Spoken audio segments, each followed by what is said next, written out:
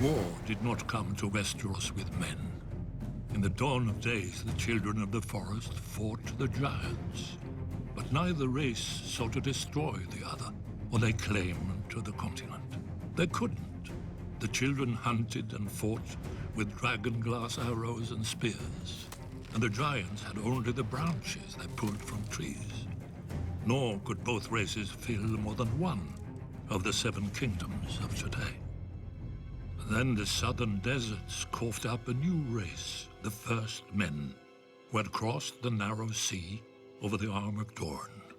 Unlike the children and giants, the First Men lived in huts and villages and farmed the land to eat. And there were so many. As the numbers swelled, men needed ever more fields and timber. Of course, they saw that the great forests could provide both. When they cut into the deep woods, however, they stumbled on a strange sight. A white tree with red leaves and a face staring back at them. At first, they were afraid, but the face never spoke, even when the axe bit into it. The First Men didn't know what a weirwood was. They didn't know that a weirwood grows forever if left in peace, or that the native children believed their spirits went into it after death. The children had no letters or runes, all of the history, songs and prayers, only the trees remembered. When the children looked at the cleared fields, they saw not white stumps, but their ancestors now lost forever, with their bones stolen to line the invaders' walls. Driven mad by grief, the children attacked. The First Men had never seen a weirwood, but the children had never seen bronze.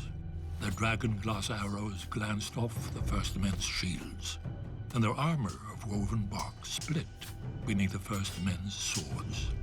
As the war raged, the children resorted to the one advantage they had, the magic of their old gods.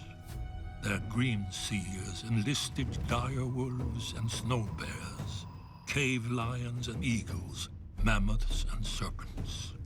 In return, the First Men cut down and burned every weirwood they could find, fearing that the children would spy on them through the faces in the trees. The children became desperate.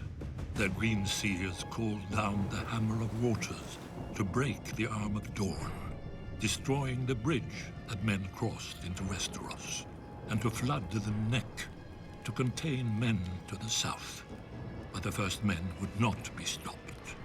Fearing extinction, the children combined their powers for one last spell that would save their people and their land from the invaders. By themselves, the children were too few to resist the onslaught. But if they could turn men's numbers against them? After hundreds of years and untold death and destruction, the wisest heads of the children and the First Men finally prevailed. The children couldn't win this war, and the First Men didn't want to win, fearing the cost of victory. Heroes and rulers on both sides met upon an isle in the God's Eye to form the pact. The children gave up all the lands of Westeros, save for the deep forests, and the First Men swore that they would no longer cut down the weirwoods. Thus ended the Dawn Age and began the Age of Heroes. Yet after the dawn must come the night. The great evil that the children unleashed in the war returned centuries later, and only an alliance between the children and men defeated it. Now it comes again, when the children are a shadow of what they were, and men have long forgotten. But the trees remember, and Brandon Stark must learn. Or, as we watched the First Men, so we will watch the last.